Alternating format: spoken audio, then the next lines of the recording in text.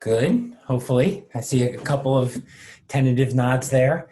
That either means you're good or you really are so confused at this point and so tired that you don't really know, and you're just nodding out of sheer instinct, which is probably okay too.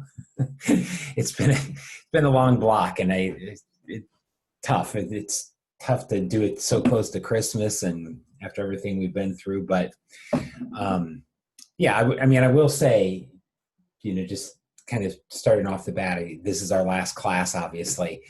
I really have been impressed with how all of you have handled this. This has not been the easiest situation. This is not the easiest class to take under really any situation, to take it all online, to take it in block 4 during a pandemic when everything else is going on. I mean, it's been a challenge, and I think you've all really stuck with it.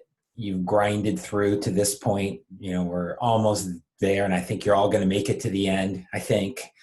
And so anyway, I just wanted to kind of right off the bat say that I've been impressed with it, how everybody has kind of dug in this block. And, it's tough stuff. But one of the things that I learned reading your papers is that a lot of you all of you have become much better economists and much better thinkers. And so, I don't know if you feel proud of yourself at this point, right? Maybe the exhaustion overwhelms the pride that you've had in your progress. But I was impressed by I think of the amount of progress that a lot of you have made this block. And so anyway, I just want to kind of start the day by giving you a pat on the back and thanking you for all your hard work, and just encourage you to keep it up a little bit longer because we are almost there. So I got homework number 5 from all of you. Just a little recap of what today's itinerary is going to be. We're going to finish up chapter 20 here. I don't think we have that much to talk about. So it should be a relatively short little, relatively short little lecture here this morning. And then I'm going to let you go. I'm going to grade homework number 5 over lunch. And then we will meet back here at 12:30. Okay, our usual starting time at 12:30. And I'll go over homework number 5. And then I'll spend a little bit of time talking about the exam tomorrow, right? So the exam tomorrow, just to say a couple of words about this, it's 125 points, okay? It's 125 points. So it is worth a little bit more. I'm going to give you some more time on this. I'm going to give you 3 hours and a half to do this one. I know you're all anxious to be done, but I'll give you a little bit extra time. Half of the exam is going to be on new material, and half of it's going to be review. And so I'll say a little bit more about that this afternoon, but I actually think this is a really good opportunity to, for those of you who want to catch up or make up for lost ground. I think this is a good opportunity to do it. The new material isn't extremely difficult, and so I think there's a lot of opportunity to do well in the new material. And the review material, I'm really going to be kind of focusing on what I see as big themes, and really kind of ask you a couple questions that kind of tie things together a little bit, all right? And so I think there'll be a little bit more big picture kind of integrating, some of the big themes that we've talked about.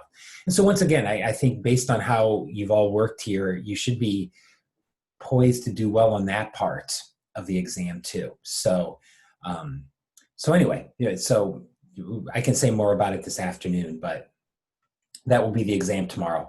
But outside of that, it's going to look fairly similar in form. And I don't really think it's going to be really, I'm going to give you more time. I don't really think it should take any more time, right? I think in general, the questions are a little bit shorter in answers. So, my hope is that this extra time will not necessarily be needed. So anyway, so we'll do kind of a review for the exam tomorrow, and then the exam tomorrow, you guys know the drill, right? 9 o'clock. This time you don't have to turn it in till 12:30, right? And then that will be it. So anyway, so any questions about any of that stuff before we get started? Everybody kind of clear where we're headed here for the last day? What are we down to? The last 27, 28 hours, right? Okay, well, if not, let's go ahead and do our work here this morning, which is in chapter 20.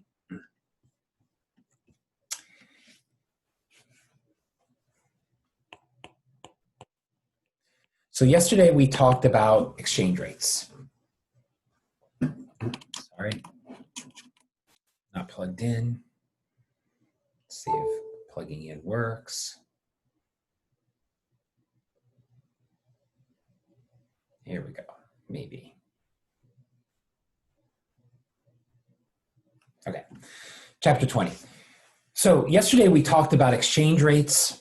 We talked about the difference between real exchange rates and nominal exchange rates, what influences exchange rates. We talked about how we can introduce exchange rates and open economy macro into our short run macro model. Today we want to really talk about exchange rate management, exchange rate policy, and particularly how this fits into monetary policy.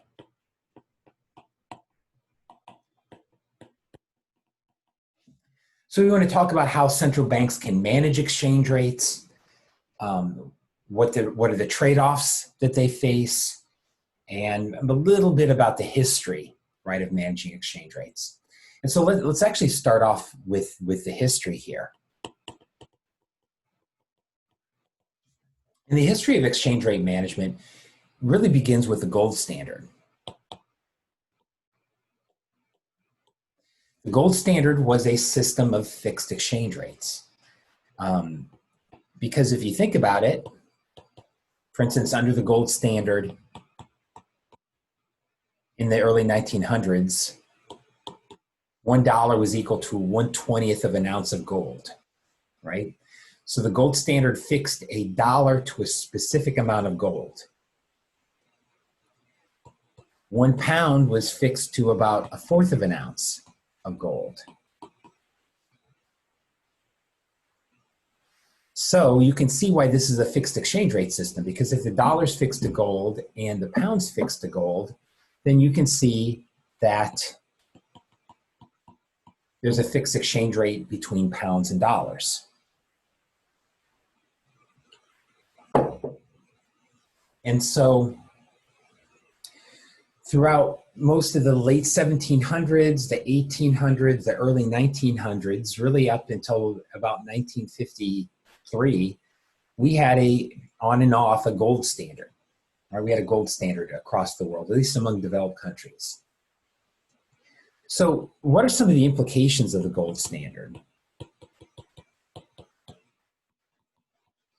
Well, it's interesting. The gold standards made it in the news because Donald Trump appointed somebody to the Federal Reserve. I'm forgetting her name now, but she actually believes that U.S. should return to the gold standard, which is so astronomically idiotic that most economists fell right out of their chairs. And luckily it does not appear like she's going to be approved for the Federal Reserve. But, when you think about the implications of the gold standard, in one sense, it's attractive, right? Because it really fixes exchange rates. It takes away all that uncertainty related to exchange rates.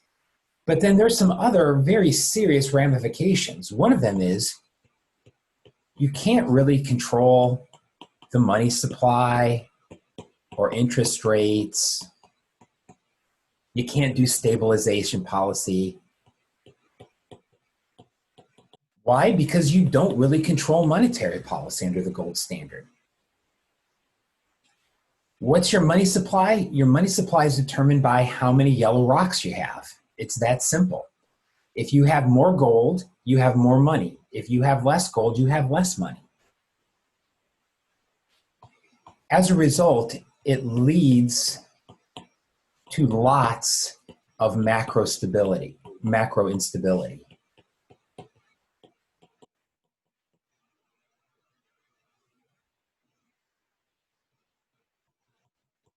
And to see why, think about what happens during a crisis.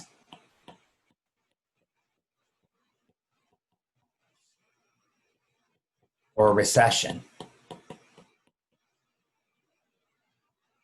Monetary policy really has to become counter-cyclical. And what I mean by is that the central bank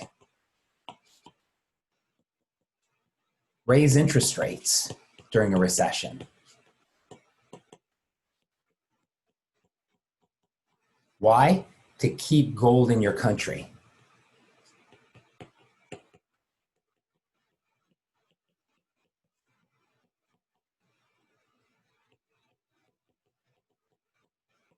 So when you go into a recession, what would typically happen is that gold would flow out, right? So what happens during a recession is you'd have gold outflows, right? As the economy is slowing down, maybe your financial system is looking shaky. So usually during a recession, gold would flow out of the country. And so what's the monetary policy response? Central banks would raise interest rates to protect against gold outflows. We now know that's exactly the opposite of what a central bank is supposed to do, right? We know central banks are supposed to cut interest rates when the economy slows down. The gold standard actually forces central banks to raise interest rates during a recession, right? And so this magnified changes in short-run output. It magnified changes in short-run output as opposed to minimizing them. And so the gold standard was really quite a bad system, right? Quite a bad system. It tied countries' money supply to this really, in many ways, ridiculous objective, which is to protect the number of gold rocks that you have in your country, right? And I keep on saying gold rocks because there is nothing inherently valuable about gold other than the fact that we believe it has value, right? So it's really a ridiculous system, right? Having said that, it was a system that was, kind of came out of the historical reality that for a long period of time, gold was money. And so as we move from gold coins to paper money, the gold standard was the link there. But, as we move to developed and modern economies, it's really not clear why that link to gold remained other than the fact that people just couldn't think of an alternative. So when did the gold standard really kind of fall apart? Well, it really fell apart during World War II, and for a number of obvious reasons. First off, many European countries during World War II essentially did not have enough gold to stabilize their money supply or to pay for all the things they needed to pay for during World War II. And so essentially what happened at the end of World War II is that most European countries had no gold. The US had almost all the gold, in part because the US largely was the financier of World War II, right? I mean, it was the US that largely paid for a lot of it, right? Particularly after, France got knocked out of the war and England, was fighting on its own and very quickly exhausted its supply of gold. It really was the U.S. that paid for a lot of the war. And so what that meant is that the U.S. accumulated a lot of gold, right? The U.S. had big trade surpluses. And how do you pay for those trade surpluses? Countries sent us gold. And so thinking about how you get back on the gold standard after World War II is almost impossible because one country held the vast majority of the gold.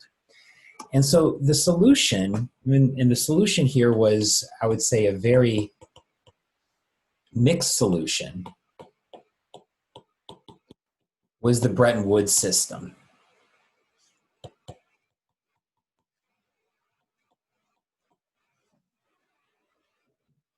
Which essentially lasted from 1944 to 1972. Okay.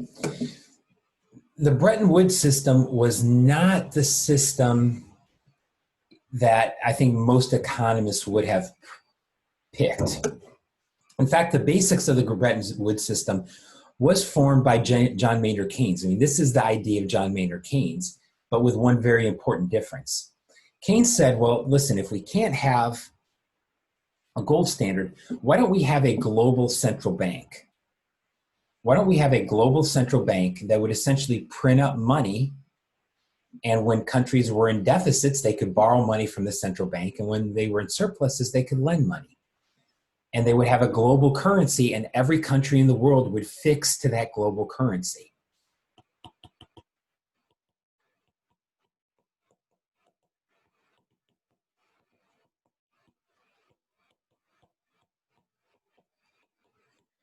And so Keynes's idea was we would make a global currency and we would have a global central bank, the International Monetary Fund, serve as a global central bank. The US said, no, we're not having a global currency. The US said, if you want us to sign on, the global currency is the dollar.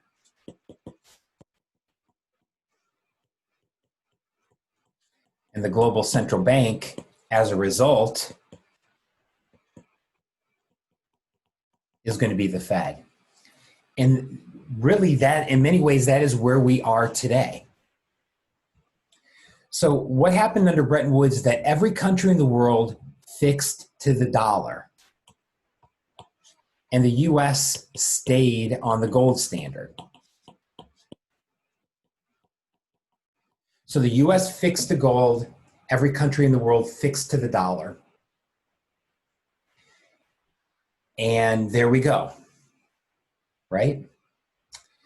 As I said, this was not the system that Keynes envisioned, in part because, as Keynes realized, what's the problem with having the US be the global central bank? The US was going to set policy that was beneficial to the US. It would not always think about the global implications of its policy. And that, of course, is the situation that we're at in today, right? Where the US basically thinks about the US, and I'm not sure that's wrong always. I'm just saying, by making one country essentially the world's central bank, it has given a lot of power to the US that, and you know, other countries resent that power, as they probably should, because the US doesn't always think about the global implications of the decisions that they say. So Bretton Woods was a system where every country fixed to the dollar, and then the dollar stayed on the gold standard. And, you know, the problem is, you know, just to kind of move this forward to today, or at least to the 1970s,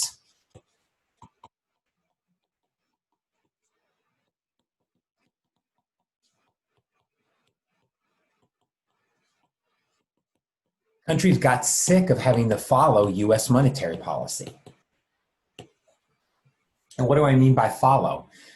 The thing about fixing your exchange rate to the dollar is that you basically had to follow the same monetary policy that the US was, right? You can't run a different monetary policy than another country and still fix to that country's exchange rate. So if the Fed was doing something in monetary policy that caused the dollar to depreciate, what did other countries have to do? They had to depreciate their currency as well. And if the Fed was, for instance, raising interest rates and driving up the value of the dollar, what were other countries going to have to do? They were going to have to raise interest rates and drive up the value of their currency as well, right?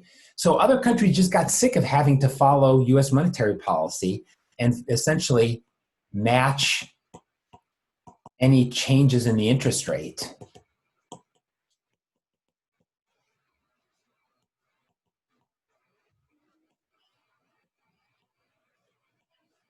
That the Fed enacted.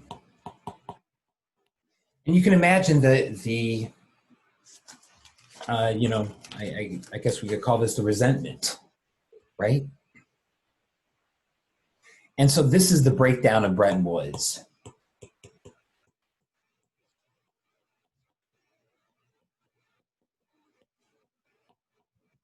As many countries began to essentially drop out of Bretton Woods and go it alone, right? Go it alone. And in fact, the US dropped off the gold standard in 1972, which was essentially the death knell of Bretton Woods, because that was one of the last remaining vestiges of the Bretton Woods system. And so what you get today is countries individually decide whether they're going to fix or they're going to float, right? There's not really an international agreement by which countries cooperate on monetary policy. So today, as I said, there is very little international cooperation.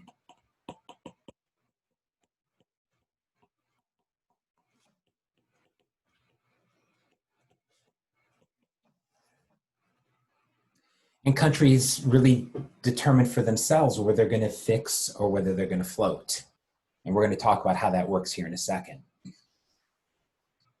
So just to show you just a little bit of the implications of this.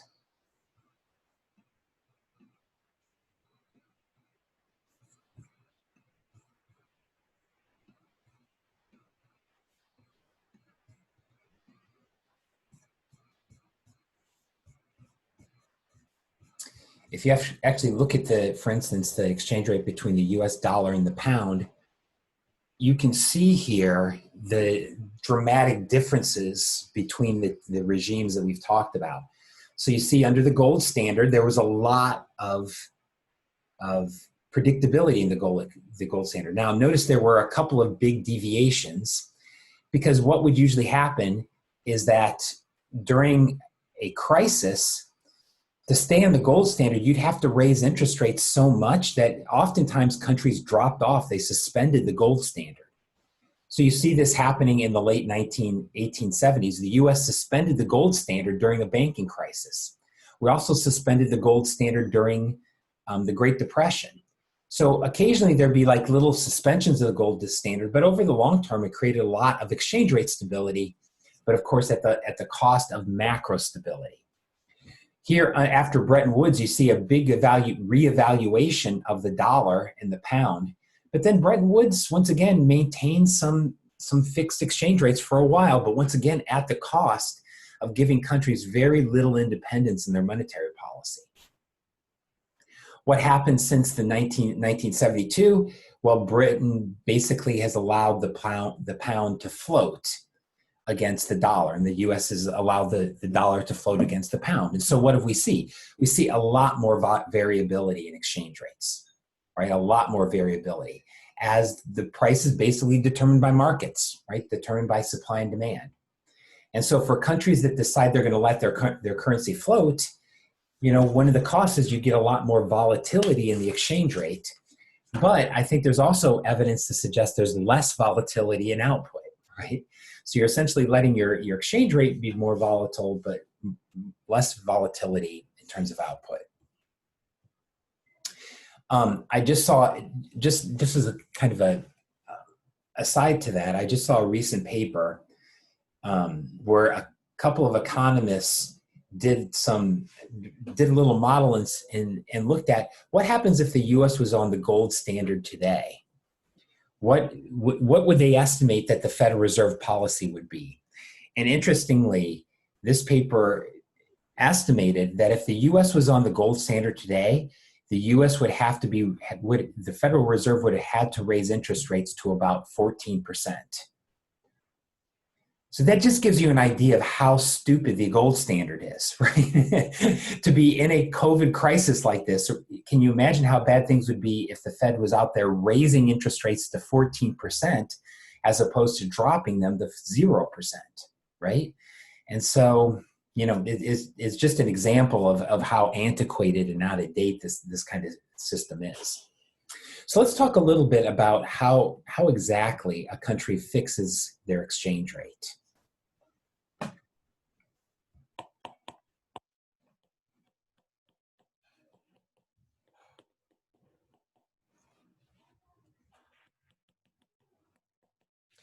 How exactly does a central bank fix its exchange rate?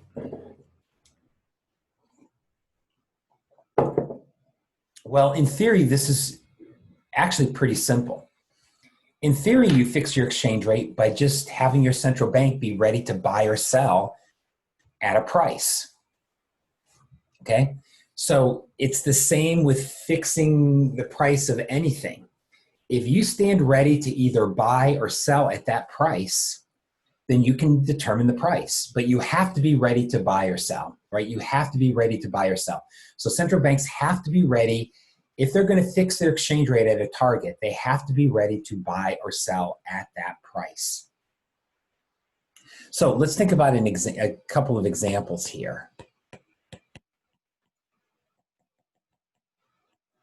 Let's think about what we're going to call an overvalued exchange rate. And an overvalued exchange rate means your target, which I'm going to call E bar, is greater than what the market says the exchange rate should be. Okay, so if I can draw a graph here to illustrate,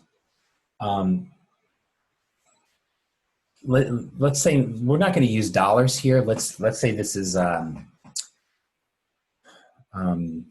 Uruguayan pesos, for instance. We'll just pick a small odd country. So here's the market for pesos.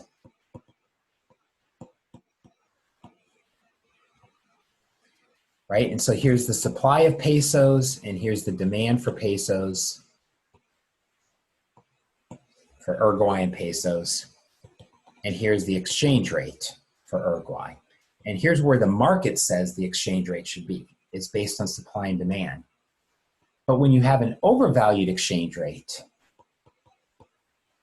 you're saying the central bank wants to keep it up here.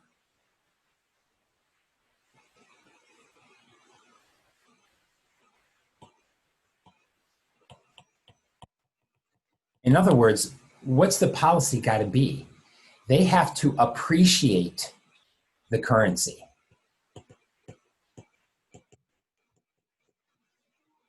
And how do they appreciate the currency?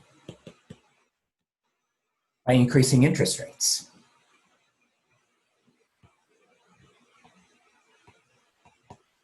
And cutting the supply of pesos. So what the Uruguayan central bank is going to want to do here is raise interest rates and cut the money supply. Reduce the supply back to here. This will, and then by raising interest rates, you're essentially going to increase the demand for the peso. And if you do this right, you drive the exchange rate up to its target.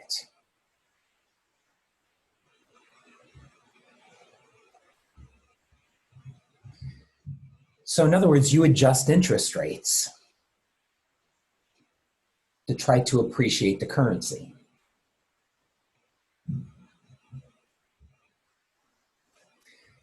The other thing you're likely to do for a country like Uruguay is, think about this, you're reducing your pesos, the Uruguayan pesos.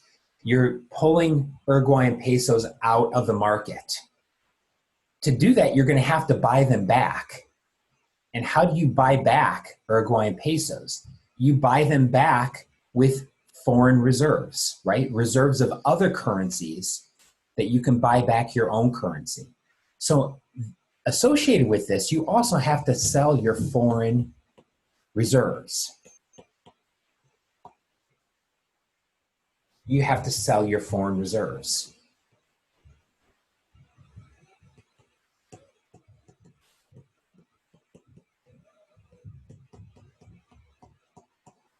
So to buy back those pesos, you're going to have to sell foreign reserves.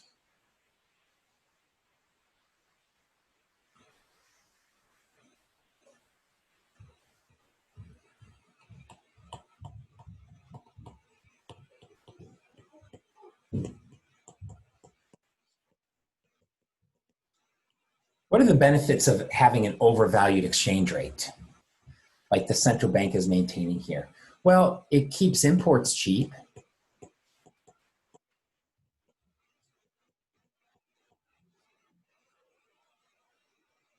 And many countries have done this, particularly countries that are very reliant on raw materials like energy, right? Very reliant on raw materials. And so one of the ways that you can keep imports cheap, because you're very reliant on imports, is by keeping an overvalued exchange rate. But there's a very big danger to this. And the danger is a currency crisis.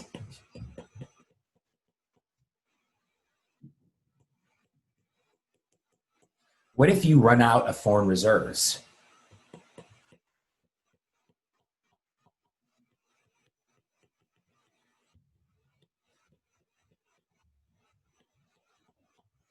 What if you run out of foreign reserves? Remember, you have to be ready to buy or sell your currency. And to buy your currency, you have to have foreign reserves to buy. So what happens if you run out of foreign reserves? What you could have is capital flight, where foreign capital begins to get out of your country in panic because they're worried about a big devaluation.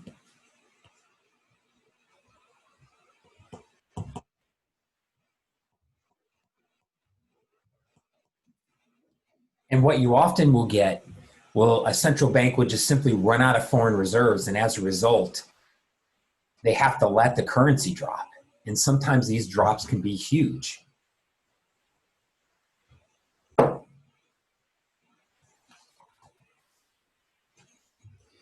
This usually then leads to a financial crisis. Because if you think about what happens when your currency devalues, it means that any foreign debt that you own goes way up in value.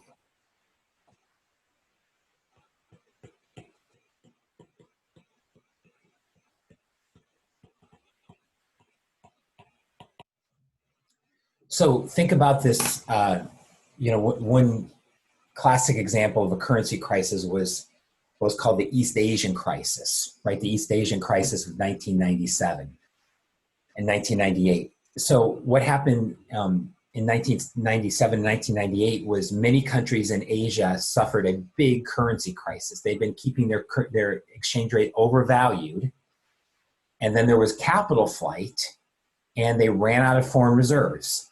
And as a result, they had big devaluations. So for instance, Malaysia saw its currency devalue by 75%. So what does that mean? When your currency goes down by 75%, it means the value of the dollar has gone up by 400%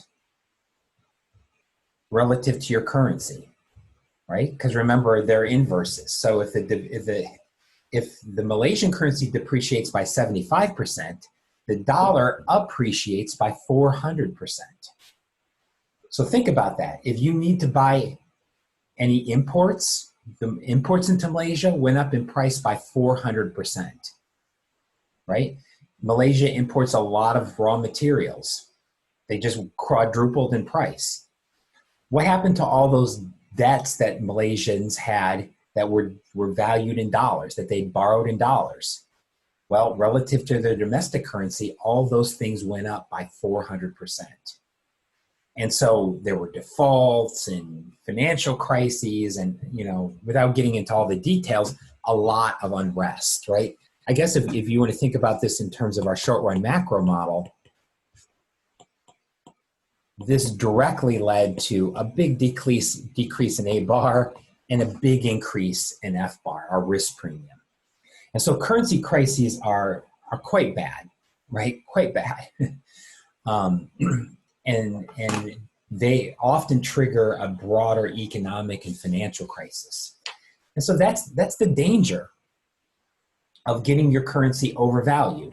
So yes, can you fix? Sure. But you don't want to get your currency too overvalued, or you could be in trouble.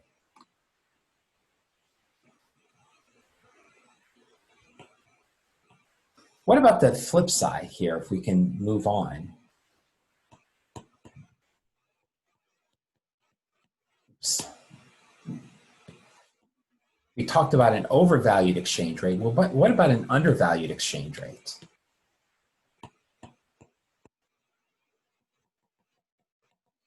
What about the opposite case?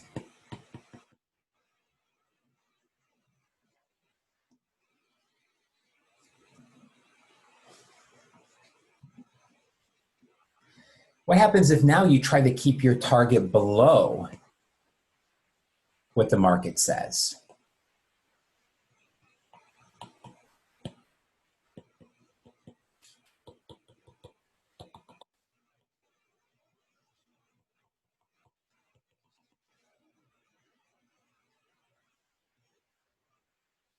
So now your target is E bar, but it's below what the market says. What's your policy here going to be? Well, the policy is going to be the exact opposite, right? This time you want to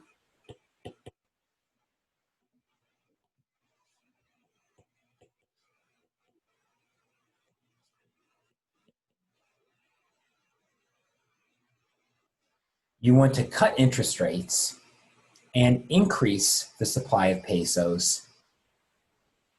This cut in the interest rate will reduce the demand for pesos.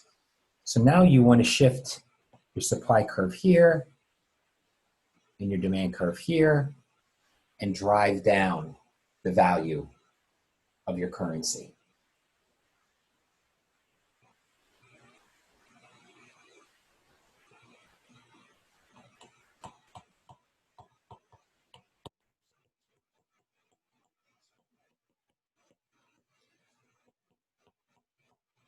What's the value of this, or what are the potential benefits of doing this? Well, this is a way to keep your exports cheap, right? As opposed to an overvalued exchange rate that keeps imports cheap. Here, this is keeping exports cheap. Many countries have essentially followed this strategy of keeping their exchange rate cheap, undervalued, and it's part of export promotion. So countries like China have often, for big chunks of recent history, and maybe today, though I think less so than in the past, China keeps the RMB undervalued, right? Meaning it keeps it purposely low. Why? Because it makes Chinese exports more attractive. And of course, export promotion is really at the forefront of Chinese policy, right? And many developed countries have export promotion as one of the principal goals of their macro policy. And so how can you encourage exports? Well, you keep your exchange rate undervalued. But like everything else in economics, there's costs. Notice what you're doing here is that you are increasing the money supply, and this can lead to inflation.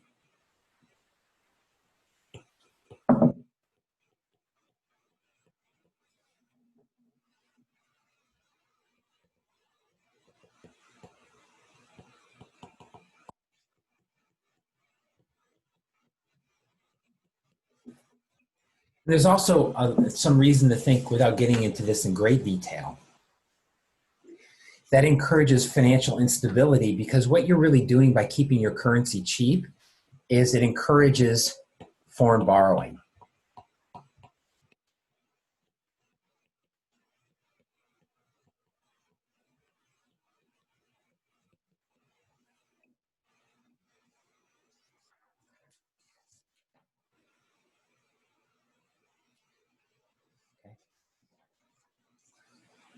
So once again, there's benefits and dangers to this. There's benefits and costs, as there is to everything in economics, right? In everything, any sort of policy choice, there's going to be benefits and costs.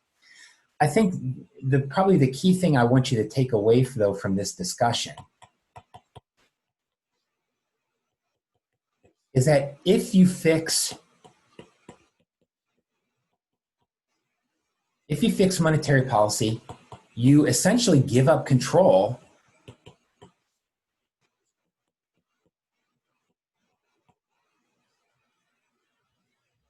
I didn't mean to write fixed monetary policy.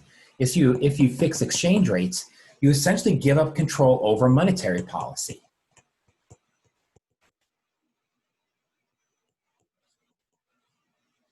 You can't use real interest rates to try to stabilize short-run output. Why? Because you're using real interest rates to stabilize the exchange rate.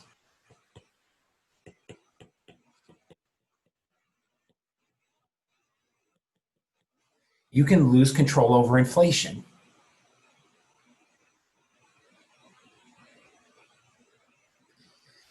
That was the thing I forgot to mention up here, or I did mention, sorry, is that notice here, you're having to change the money supply to fix the exchange rate. You're not using the money supply to try to stabilize inflation or to stabilize short-run output. So in other words, you can't have independent monetary policy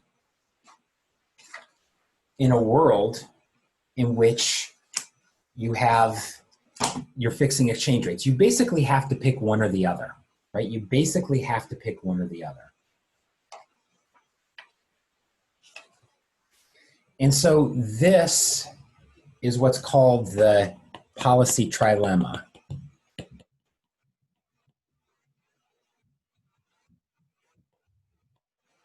And for those of you who have taken money in banking from me, you've seen this before. The big triangle, right? The big triangle. And the big triangle says you have to pick a side.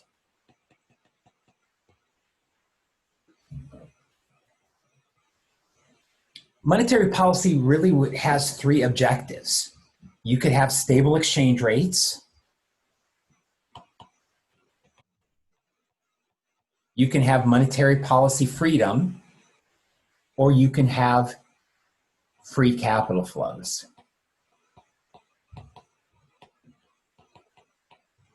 Meaning you can have money come in and out of your country freely with no restriction.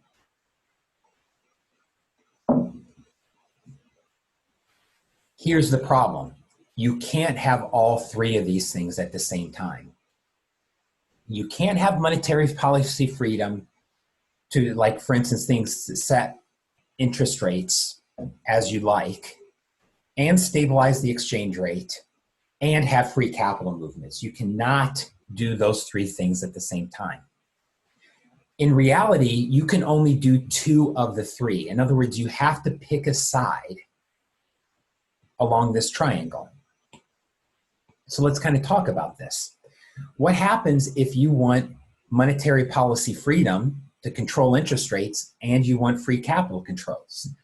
Then you essentially are choosing to float your exchange rate, right? That's the only way you're going to be able to have monetary policy freedom and free capital flows is you float your exchange rate, meaning you give up control over what your exchange rate is.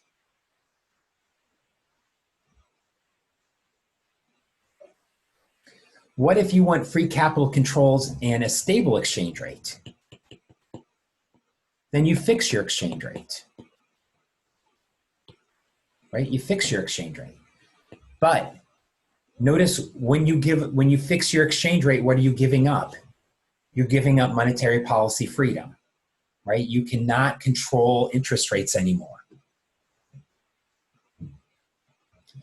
Is it possible to set your own domestic interest rates and have a stable exchange rate? It is.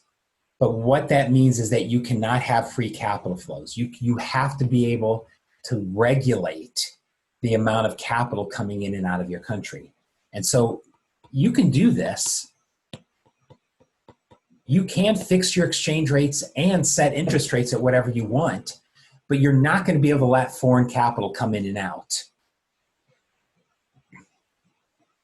Because, for instance, what's going to happen is if you let foreign capital in and then you cut interest rates, all your foreign capital is going to want to leave at the same time. And that's going to destabilize your exchange rate. So you can't do that. You can't do that. So every country essentially has to pick a side on this triangle. And so what we see is that countries really kind of pick a side based on what they see as the relative benefits and relative costs for them. Who tends to fix exchange rates? This tends to be poorer countries who are reliant on trade and reliant on foreign capital. Right? So up here, you tend to get the poorer countries that are relying on trade, they're relying on foreign capital. A good example of this would be the Bahamas, right? What's the value to the Bahamas of having monetary policy freedom? Very little relative to the fact that they are highly reliant on trade with the US. They're highly reliant on tourism from the US. They're highly reliant on capital from the US. So their thinking is, Who cares what our interest rates are, right? We're borrowing most of our money from the US anyway. So let's not even worry about independent monetary policy. Let's just fix to the dollar. In fact, if any of you have ever been to the Bahamas, what the Bahamas do is they actually have what's called a currency board. And that means that every Bahamian dollar is backed by a US dollar. So they've essentially adopted the US as their currency, and they have a fixed exchange rate on a one-to-one basis.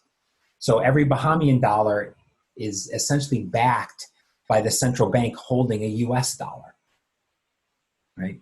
And so that's a fixed exchange rates. And, you know, once again, they're just saying we don't need to control our interest rates. We don't need independent monetary policy. We're just focused on keeping trade with the US very simple. For richer countries, they tend to float, right? These are the rich countries that are not as reliant on trade.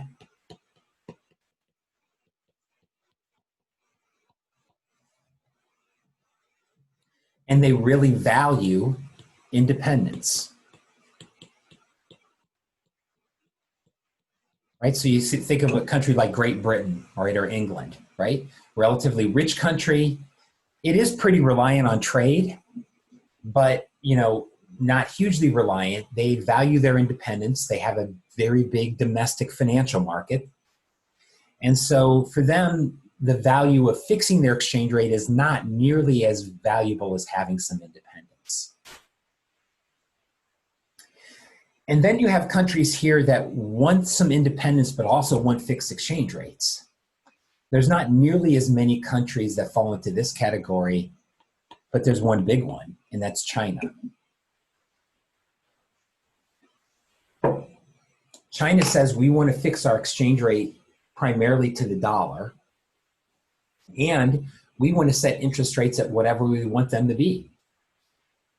How do they do that? They essentially limit the amount of capital that comes into their country. So the Chinese RMB is not a global currency largely for this reason, is that it's very hard to buy Chinese assets with RMB, with Chinese currency, because Chinese assets in China can't be bought very easily by foreigners. And so, you know, many people have talked about, you know, will the RMB eventually supplant the US dollar as an international currency? Not as long as they have capital controls, right? Because as long as it's hard for foreigners to buy Chinese assets, foreigners aren't going to want to buy Chinese currency either. It's just that simple. And so until China opens up its financial markets to foreign currency, it's not going to open up, it's not going to encourage foreigners to hold Chinese RMB. There is one country that somehow is able to manage the bridge here and gets a little bit of all three of these. And I'll put this one at the middle. It's the US dollar. In some sense, the US is in the middle of this triangle. Because while it might appear that the US is down here, that we have monetary policy freedom and we have capital flows, free capital flows, and so we largely float our exchange rate, which is what we do. The thing is that many countries fix to us. Many countries keep an eye on what their dollar exchange rate is. And so in essence, all these countries that fix also help the US stabilize its exchange rate. So in many ways, you know, it's good to be the king, right? It's good to be the king in the sense that because the dollar is really the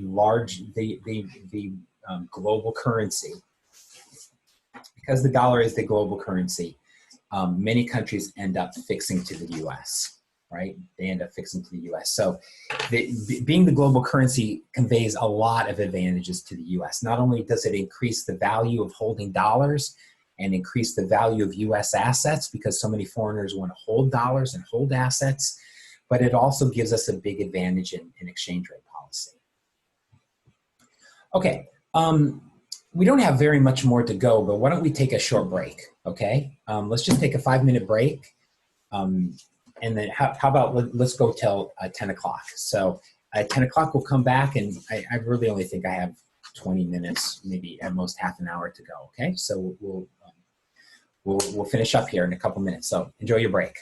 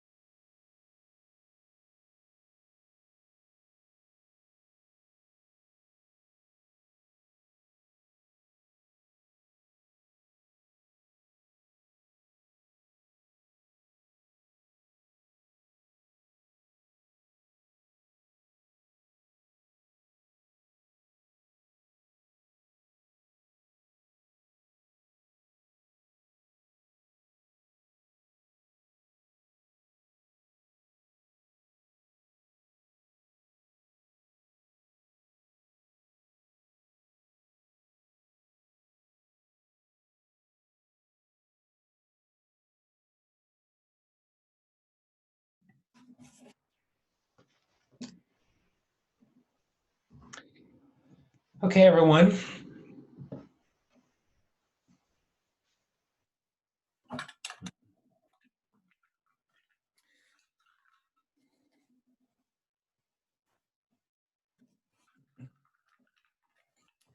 Okay. In the interest of finishing off this block and style, we're going to do one last which would you rather. Okay. I'll break you into a small group. Here, I'm going to give you two which would you rather. So there's two of them that you have to consider here. Give these to you for a couple minutes. I'll break you into a couple of rooms and then we'll come back and discuss. Okay. Here's the first would you rather. Would you rather eat the same thing every day forever, or never repeat a meal for the rest of your life? Okay. Eat the same thing every day, or it's never repeat a meal again. And then here's the second one. Would you always dress like you're at a 70s disco party, or always wear medieval garb? All right. 70s or medieval. All right. 70s and medieval, eat the same thing every day, never eat the same thing again. All right. All right. Discuss.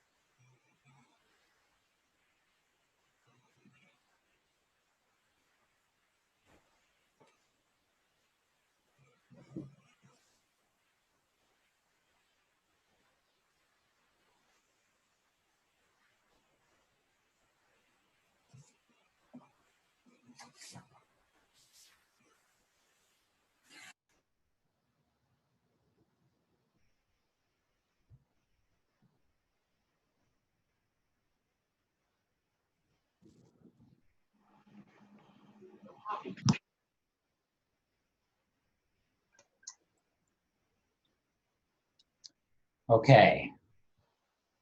So this food one, I have to say for myself, this is a tough one.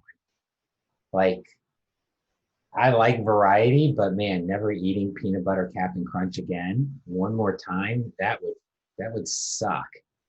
So I don't know. Who went with eating the same thing every day for the rest of their life? All right, you guys. And Carson, what exactly would it be that you ate for every day for the rest of your life? Well, we had a little bit of contention on this. Would it be the same three Oh, meals or the same? I'm sorry, I didn't hear. What did you say at the beginning?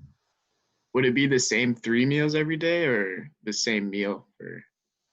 I I don't know. I think it would be. I mean, it says the same thing every day. So I guess you could do three different meals, but you have to do it day after day after Yeah, I like nice routines. That sounds good to me. day. And Jonah, what is it that you would eat every day? I hadn't really thought that far ahead. I just know I'm a pretty picky eater, so I'd probably exhaust my options pretty quick. Yeah, Cole, do you have any idea what it is that you would eat every day? No, I pulled that loophole crap again and said I'd ordered all my favorite foods for each meal. Then I just picked from there on from which one I was going to eat out of the group. Kind of You're like horrible at style. this, Cole. You're really horrible at this game. Yeah, you gotta find loopholes in life though, so I'm gonna take it. I know. Well, it's tough. It's tough. I mean, I think I would have gone. Yeah, I don't know. I don't know what I do. Oh, we were talking about it, and like for the other option, like your Carson brought up the argument. He's like, your stomach would not be able to handle the changes of food and spices and palates and all that stuff every day, and yeah, it'd be rough. Maybe. Yeah.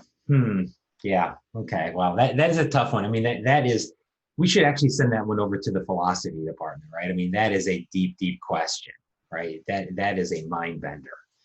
How about the 70s garb and medieval, right? Who would go with the 70s garb? Yeah, everybody? Nobody's going to go medieval? Even Robin goes 70s, right? I would have thought that there'd be at least one Game of Thrones kind of, person in this group, but we don't got anybody, huh? All right, well, next time we all get together and have a class together, we're just going to go 70s. Promise. All right. So, well, let's go in and finish this thing up. So,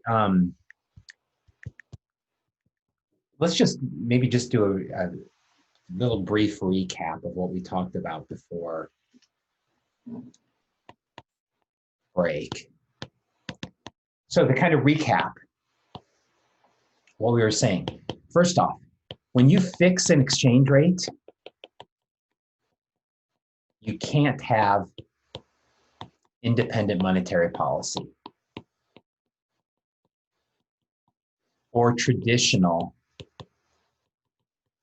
stabilization policy. You just can't do it, right? You just can't do that. So you got to give up something, right? If you fix exchange rates, you get exchange rate stability, which could be very good for your economy, but you got to give up something, and that's independent monetary policy and traditional stabilization policies.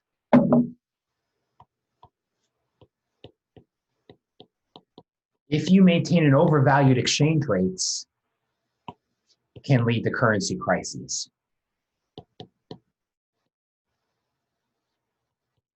It can lead to capital flight and currency crises. Right? That's dangerous. Likewise, undervalued exchange rates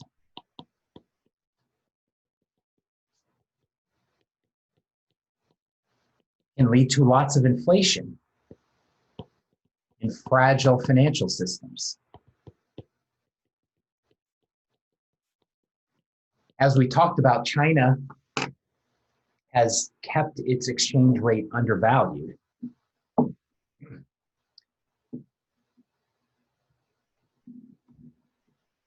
And they also maintain capital controls. Capital controls help them keep their currency undervalued, but also capital controls are necessary for China because there's some real questions about how stable the financial system is. And once again, for those of you who've taken money in banking from me, we actually talk about this quite a bit, that the Chinese financial system is a house of cards. I mean, there's a lot of instability and hidden debt and lots of vulnerabilities in the system, in part because there's a lot of, there's a lot of control, a lot of regulation. There's negative real interest rates that have been in China for a very long period of time. There's a lot of kind of connected lending that may or may not be related to profits. There's a lot of tamped down inflation in the system. So the fact that markets aren't really working in the Chinese financial system means that the Chinese financial system, there's a lot of danger there that oftentimes economists right now, at least Western economists, aren't really fully aware of. And so, that's the undervalued exchange rate China has maintained. In one sense, has helped in that it's encouraged exports, but in another sense, has made China very vulnerable, right? And its financial system actually relatively weak. And then the final thing here is the US is special. I mean, it is the global currency. And partly, this is a remnant of Bretton Woods, where the US made the global currency and has essentially maintained that role. But the other thing is,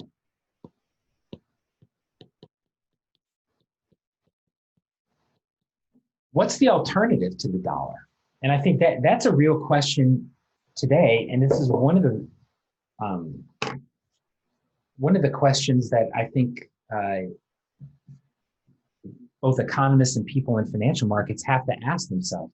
I mean, there is a lot of demand and a lot of desire to have an alternative to the dollar as a global currency, right? Many countries don't like the privileged position the US has.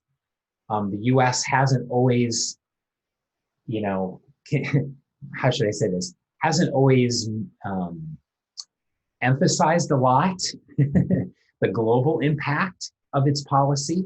And so that's created a lot of frustration. So not just foreign countries, but foreign investors would like to be not so exposed to one country. They would like to have more of an opportunity to diversify. And so many people across the globe really would like to look for an alternative to the dollar. But the question is, what's the alternative? As we talked about before class, China is now the second biggest economy in the world, but because of capital controls, the RMB is just not an attractive saving opportunity for most people. In fact, most Chinese don't want to save in China, right? I mean, Chinese are trying to get their money out of China. There's not really a whole big demand to get money into China because of this, its fragile financial system and the fact that it has all these capital controls makes it difficult to do it even if you want to. So what's the alternative? Europe? Well, let's talk about that a little bit because this is part of the argument for the European Union, right? The European Monetary Union was established in many ways because countries in Europe wanted to have an alternative to the dollar as a global currency. They wanted to establish a financial and economic system that rivaled the US's. But of course, the way that they set it up led to the European debt crisis. So let's talk a little bit about the European Monetary Union and the European debt crisis here.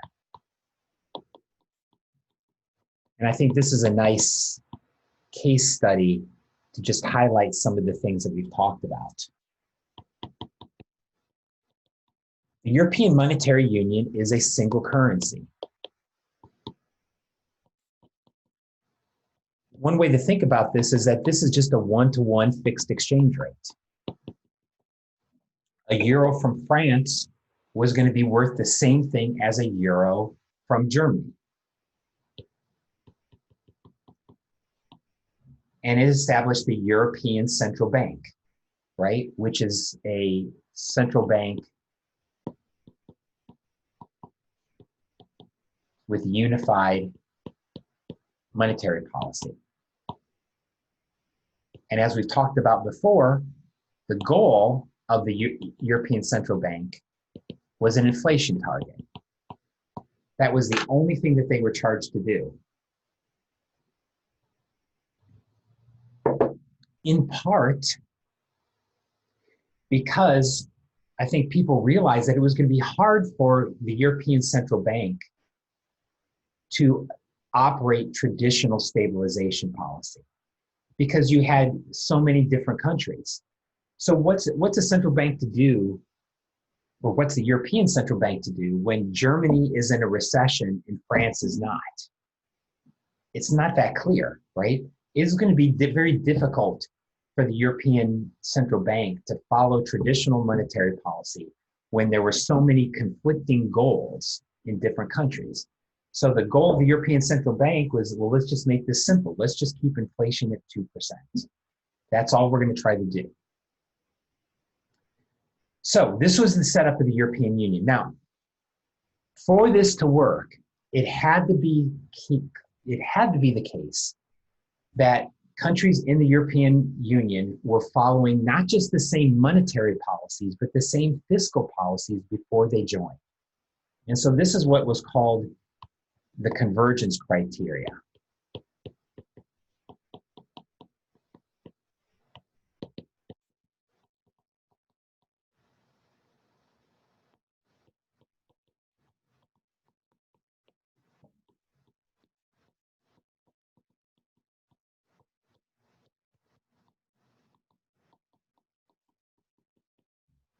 So to join, every country had to be following the same fiscal and monetary policy. And what were some of these criteria?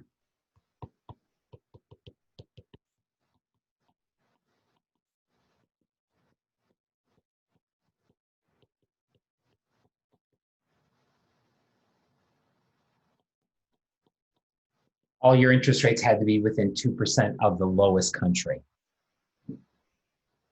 which is always Germany, right? Inflation.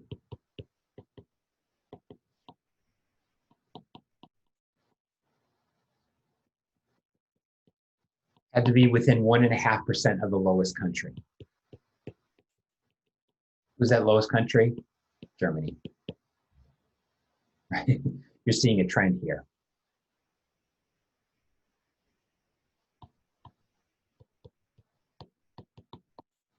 Your debt to GDP had to be less than 60%. And your deficit to GDP had to be less than 3%.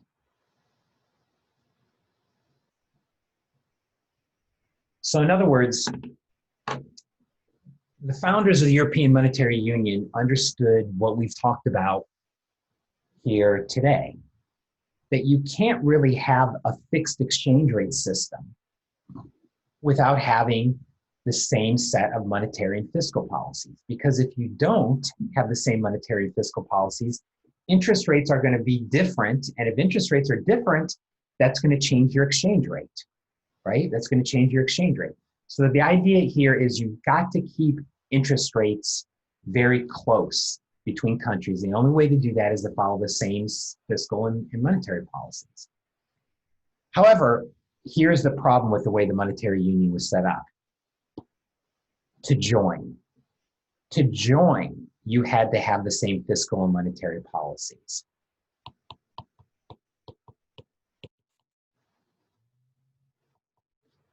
The problems is that after you joined,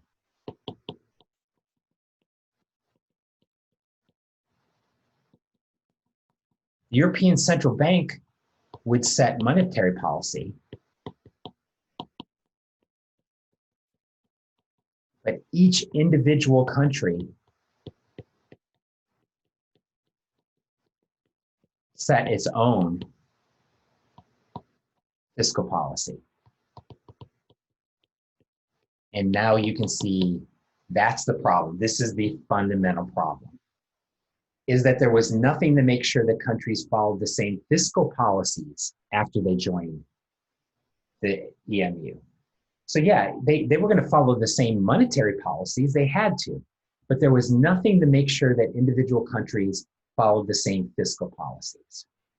In other words, they didn't have to follow these convergence criteria after they got in. Related to this,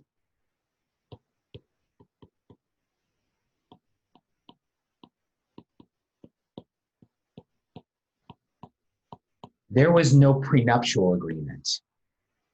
And by that, I mean, no way to kick anybody out.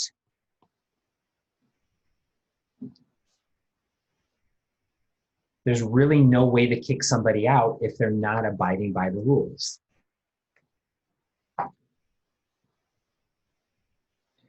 And so, you know, this was in hindsight, and not really in hindsight, I think a lot of economists, even in 1999 when the EMU got started, a lot of economists, I'll say even myself, were kind of looking at this and saying, wow, there's a lot of trust here, right? I mean, other members of the European Monetary Union are really trusting each other to behave themselves and to follow similar fiscal policies. And what happens when there's a recession in one country and not another? Or what happens if there's some sort of political or economic crisis in one country and not another? Or what happens if they just get a crazy person as president? What's going to happen, right? Is this system flexible enough for that? It didn't appear to be, and it showed itself not to be. So if you kind of look at the data leading up to the beginning of the monetary union, the EMU,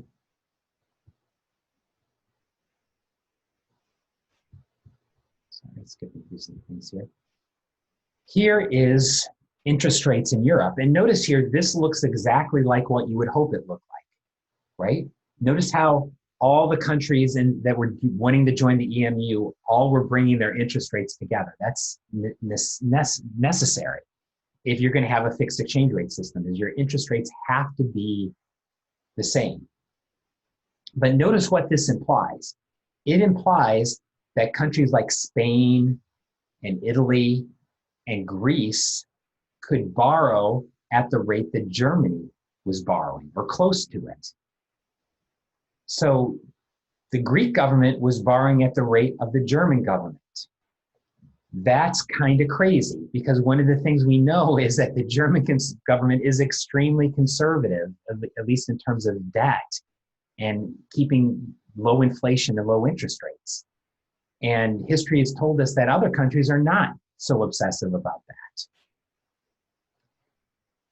Let me back up here and just say, why was the European Monetary Union so attractive to these countries? And it was simply that with one currency, you could basically integrate all these economies and have much bigger financial systems that would allow for much more lending, both at home and from abroad.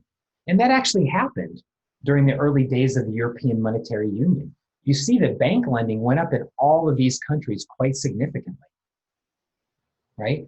So in many ways, the European Monetary Union for the first few years worked just like they hoped it would be.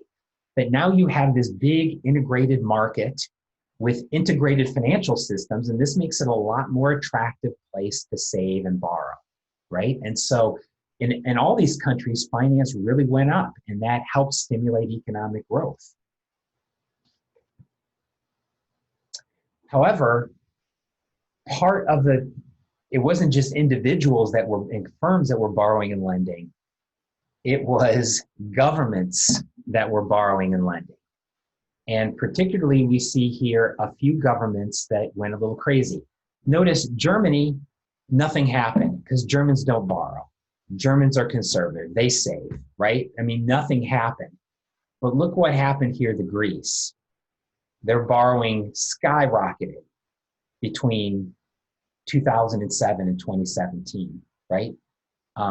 Italy, skyrocketed. Spain skyrocketed. France went up a little bit, right? And so, what really happened is that when you let the Greeks borrow at the same rate as the Germans, they went a little crazy. And, when you think about what happened in Greece, it was kind of crazy because Greece, just to remind you, is an economy the size of Minnesota. So the Greek economy is not this huge growth and huge economic powerhouse. It's actually a pretty small part of Europe. But Greece has, in many ways, was an oddball to begin with, right? Here's looking at data on unit labor costs. And notice how Greece is one of the most expensive places to do business, in part because it's a highly regulated economy with lots of labor laws, high minimum wages. It's very difficult to fire people in Greece. In Greece, men could retire at the age of 50 and get full unemployment benefits, right? That's crazy, right? It's crazy. So, very high benefits, very high costs, but look at its total factor productivity, right? Total factor productivity in Greece, which one is it here? Why can't I see Greece? Is it not on here? I guess it's not on here. But total factor productivity in Greece looks like Italy, right? I mean, it's not a very productive country. So it's a not productive country, right? That had very high labor costs, lots of regulations. A couple other things about Greece: high levels of tax avoidance. About 40% of income went unreported, and so to kind of spend for this lavish lifestyle, the Greek government just started borrowing money, right? Just started borrowing money like it was going out of style. And a lot of this debt they hid until 2009 when there was an election in Greece. And the government announced that the deficit to GDP was not 6%, it was going to be 12%. We just found this out. The new government said, we just found this out, that our deficit's twice as big as we thought it was. When they said that, markets freaked out. Markets freaked out, and Greece went through a debt crisis. And so, that was one thing that had happened to Greece. But the bigger thing is it happened to other countries as well, right? Even though Greece is a small economy, it happened through other countries as well, because who had done all this lending to Greece? It was other European banks, particularly Germans.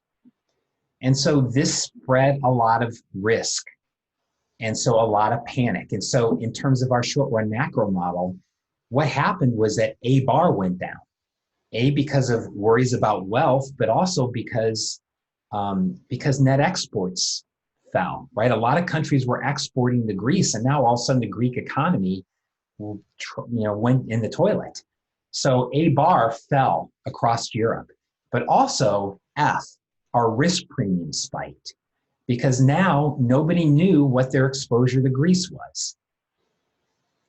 And also, it wasn't about Greece. It was also about contagion. By contagion, I mean, once markets got worried about Greece, they said, well, who else in Europe might be dangerous? What about Italy?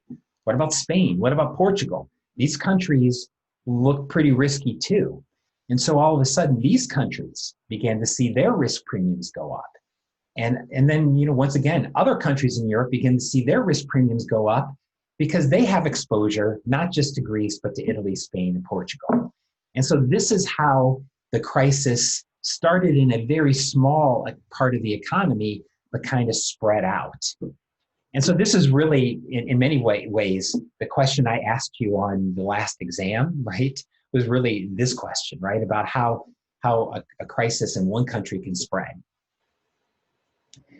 It was also worsened by the policy response, is that the European Central Bank is not a central bank like the Fed is, right? They couldn't do quantitative easing and buy big asset repurchases or all this kind of stuff immediately, because really the only goal of the European Central Bank was to target inflation. Eventually, the European Central Bank did do quantitative easing, but it was more than 2 years into the crisis. It was very much too little too late. And so in the meantime, there's just been this ugly back and forth between the rest of Europe. And when I say the rest of Europe, I basically mean Germany, because Germany is the biggest country with the most financial resources. It's basically been Germany that's been putting together these bailout packages for Greece. But this just kind of ugly situation where Greece says, we don't have any money, you need to lend us some more. And Germany says, we're not going to lend you some more until push comes to shove, and then they lend them some more, right? But Germany only lends more to Greece if Greece agrees to more austerity, right? And so as we've talked about, the problem with austerity, meaning cutting spending and raising taxes, is that you're doing it during a crisis and you're just making the crisis worse. So Germany basically has been saying to Greece, we're only going to let you out of this crisis if you do things that make the crisis worse. And Greece says, well, we need the money, so sure, I'll cut spending and raise taxes more, and the economy gets worse, right? It's just a vicious circle. And so, yeah, it's an ugly situation. Having said that, it's a very good case study for us to kind of finish this class on, right? Because it kind of pulls together how complicated modern global economics is, right? Because there's all of these linkages where even a small country can impact big countries through financial linkages, through trade linkages, and through expectations, right? Fear and risk. And so, I think one of the nice things about the models that we've developed here is that, well, they do tend to be kind of simple, and maybe right now you don't feel like they're simple, but they are simple, right, or relatively simple. They really do provide, if you think carefully about them and you get good at using them, they really do provide a lot of insight and to help us understand quite complicated real world situations. And so, if you go back to the beginning of this class, right, the first day, I really said that there's 3 ways that this class is different from principles. And I hope that as we got to the end of class, that maybe you kind of can appreciate how this class is different from principles and maybe appreciate, hopefully, some of the skills you've developed. The first is thinking in terms of data, right? And hopefully we've gotten a little bit better at actually thinking in terms of quantitative data, right? And how you calculate a growth rate, how you think about the difference between short run and long run, how you think about trend, right? Hopefully these are some of the skills that we've gotten a little bit better at. So thinking in terms of data, I think is hopefully one of the skills you've improved. The second is thinking in terms of models, right? So the real world is so complex. How can we use models and theory to help us focus on what is the most important, right? What is the most important, and then get insight from that, right? And so, I know that you've gotten better in terms of thinking about things in terms of models, right? I've seen it in your performance in the exams and the homeworks and on this macro paper. And so I think that's I think a really good skill, right? To help you think critically about the world and analyze complex material. Being able to think abstractly and think in terms of models is absolutely crucial. And then I hope the other skill that you've developed in this class is to think dynamically, right? So not just to think about snapshots in time, and not to think about before and after, but to really think about how we transition, right?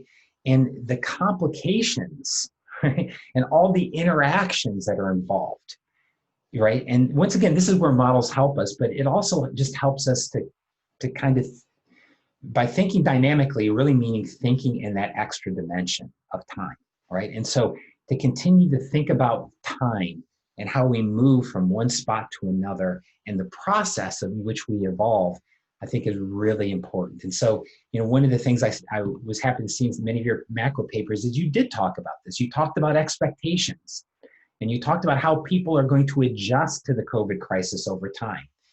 And those are really important insights and can lead to a lot deeper economic thinking. And so yeah, anyway, and in conclusion, just good job this block, right? It's a lot of work, but I think I believe it's been worth it, and I hope you feel it has been worth it too. And sometimes when you get to the end of a block like this, it's like, oh geez, all I can think about is being done, and I completely understand that. But hopefully, with a little bit of rest and relaxation and a little bit of time, you can kind of look back on this and say, yeah, this was a class that really kind of expanded my horizons in terms of my ability to kind of really think critically and deeply about the world. So, all right. So anything else before I let you go this morning? So remember, we'll meet back here at 12:30. Over break, I will grade your homework number 5. I'll send it to you in email. We'll go over homework number 5 this afternoon, and then any other questions you have about the exam, we can also talk about that. All right? Okay, everyone, have a good lunch.